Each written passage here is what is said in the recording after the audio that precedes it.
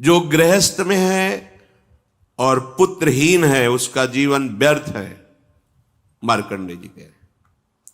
गृहस्थ धर्म की सार्थकता है कन्या हो या पुत्र हो, संतान होना चाहिए। यदि नहीं तो फिर वैराग्य भावना लेकर के दोनों भजन करो, संस्कार लो, गृहस्थ धर्म का त्याग करके वानप्रस्थ या संन्यास वैष्णव जो भी भावना बने भगवत मार्ग का अनुसरण करो, काम बन जाएगा। यदि गृहस्थ में हो और संतान नहीं है तो यहां आदेश करते वृथा जन्मानि चत्वारि वृथा दानानि षोडश। वृथा जन्म अपुत्रस्य ये च धर्म बहिष्कृताः, उसका जीवन धिक्कार बेकार जिसके गृहस्थ धर्म में संतान न हो। संतान का तात्पर्य केवल बेटा ही नहीं, बेटा और बेटी दोनों समान हैं। ये जो निकृष्ट भाव बैठा हुआ है, बेटी हुई उदास हो गए, लड़का हुआ थाली बजाओ घंटा बजाओ, जिससे बहुत बड़ा, बिल्कुल ठीक नहीं है। ये बेटा होता किससे है? बेटी से ही होता है। तुम किससे हुए हो? किसी मां से हुए हो। वो क्या थी? किसी की बेटी ही थी। कैसी मूर्खता छा गई है, गर्भस्थ बेटी की कोई परवाह न करके उसको, ये क्या है? कितने राक्षस वृत्ति में आ गए हैं हमारी। राक्षस भी अपने बच्चों को नहीं खाते। कितनी राक्षसी बुद्धि। हम सुंदर दिखना चाहते हैं, समाज में सम्मान पाना चाहते हैं, और पाप कर्म कैसा? बेटी है गर्भ में, हत्या करा दो, नहीं चाहिए। तो बेटा कहां से पैदा होगा? वो किसी की बेटी से ही तो पैदा हो रहा है। कैसी मूढ़ता छा जाती है। वैसे भी शास्त्र में स्त्री हत्या करना बहुत बड़ा महापाप कहा गया है। फिर भ्रूण हत्या, गर्भ हत्या, गर्भस्थ शिशु की, उसमें भी कन्या, सर्वनाश। इसके बाद फिर रोते हैं, हमने कौन सा पाप किया, भगवान ने हमारा पुत्र छीन लिया। कौन सा पाप किया, भगवान ने ऐसा कर दिया। अरे अपने डायरी में तो लिखा करो कि तुमने कौन से पाप किए हैं।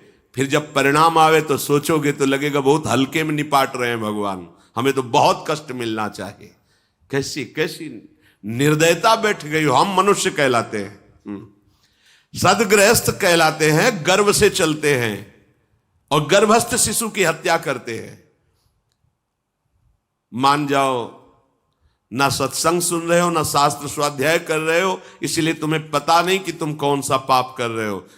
ऐसे ये पाप, कुछ पाप ऐसे हैं जिनको वज्र की लीक कहा गया। वज्र की लीक में मिटाल नहीं सकते, तुम्हें भोगना पड़ेगा। जो गृहस्थ है और संतान नहीं है, उस जीवन को सार्थक करने के लिए अपने गृहस्थ जीवन का त्याग करो, तीर्थ धाम कहीं वास की व्यवस्था करो और दोनों मिलकर भजन करो, अपने शरीर को पूरा करो, तो जीवन सार्थक हो जाएगा। अगर गृहस्थ है, संतान है, पढ़ाओ लिखाओ, उसको उसी योग्य करो जैसे तुम्हारे माता पिता ने किया है, तो तुम उस ऋण से मुक्त हो जाओगे। और फिर भी भजन करो, भजन ही तुम्हें भगवान की प्राप्ति कराएगा। दूसरा, जो अपने धर्म से भ्रष्ट हो चुका है उसका जीवन व्यर्थ है। आपका एक धर्म है, सबसे पहला धर्म है मनुष्य धर्म। मनुष्य का क्या कर्तव्य है? अपने प्राणों का भी बलिदान देकर दूसरे की रक्षा करना, और यहां अपने मन को सुख पहुंचाने के लिए दूसरे की हत्या कर देना। कैसा राक्षसी भाव वृत्तियों में आ गया। देखो, अगर कोई माता बहन एकांत मिल जाए तो बस राक्षस जैसे टूट पड़ते हैं। ऐसे स्वभाव, बड़ी दुर्गति होगी, देख लेना, यहां भी होगी। छुपा के भी कर लो तब कर्म प्रकाशित होगा। जब तुम अपराध नहीं करोगे, अपराध नहीं करोगे, तब वो अपराध तुम्हें फंसाएगा और जीवन भर रुलाएगा। मरने के बाद नर्क मिलेगा। नर्क माने बड़ी जेल है, वो बड़ी जेल, ये छोटी जेल है। जैसे बड़े अपराधियों को बड़ी जेलों में भेजा जाता है, तो विश्व ब्रह्मांड की सबसे बड़ी जेल और वहां के सबसे बड़े जेलर यमराज, वहां दंड मिलता है। आप ऐसा ना सोचिए कि ये सब गप है। गांव में जैसे बात करे तो लगता है गप है, जब जेल हो आते हैं ना तो कहते हैं। एक गांव में मिले थे, कहा था कि अगर रोज 5 जूता कोई गांव में हमें मारे तो हम उसे सह लेंगे, लेकिन दोबारा जेल जाने वाला आचरण नहीं करेंगे। दिखा रहे थे कि देखो कैसे कैसे कष्ट वहां के कैदी भी मारते हैं जो बहुत पुराने हो गए हैं, वो हमको अनुशासन में रखते हैं, ऐसा ऐसा कितना कष्ट। अब वो गया ना तो भोगा, अब माया के कारण स्मृति नष्ट हो गई नहीं, सैकड़ों बार अपने भी भोग के आ रहे हैं नरक। दूसरे उसका जीवन नष्ट है जो धर्म का त्याग कर चुका है। तुम पिता माता से प्रकट हुए, तुम्हारा धर्म है माता पिता की सेवा करना। वयोवृद्ध बेचारे माता पिता उठने बैठने में असमर्थ हैं, आप पैसे कमाने के लिए अपनी बहुली निकल गए, अब वो कष्ट भोग रहे हैं, ना उनको देखना है ना उनकी व्यवस्था करना है, मरने दो तो ठीक है। तुम्हें जब परिणाम आएगा तब तुम भी तो बनोगे ना वृद्ध, तब तुम्हें पता चलेगा। अवश्य में भोक्तव्यम कृतम कर्म शुभाशु, होश में माता पिता सबसे पहले भगवान हैं यदि आप गृहस्थ हैं तो।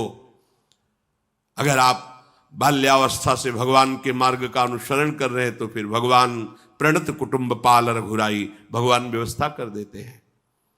वैराग्य मार्ग में लौटकर पीछे नहीं देखा जाता।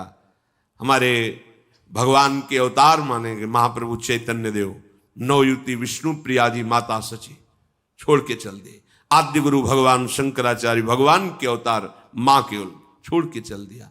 भगवान के मार्ग में यदि ऐसे चले तो भगवान संभाल लेते हो, परम पद मिलता है 21 पीढ़ियों को। मां तो बिल्कुल नजदीक है, 21 पीढ़ियों को भगवत प्राप्ति हो जाती है। और शब्द है प्रणत कुटुंब पाल रघुराई, भगवान स्वयं उसके परिवार का पोषण करते हैं। पर यदि गृहस्थ धर्म में हो और अपने माता पिता का त्याग कर दिया, उनकी सेवा नहीं करते, वो दुख भोग रहे, तो नरक यंत्रणा मिलेगी और जीते जी तुम उन्नति को प्राप्त नहीं हो सकते। तुम्हें भले उन्नति दिखाई देती हो, बाद में परिणाम देख लेना आप।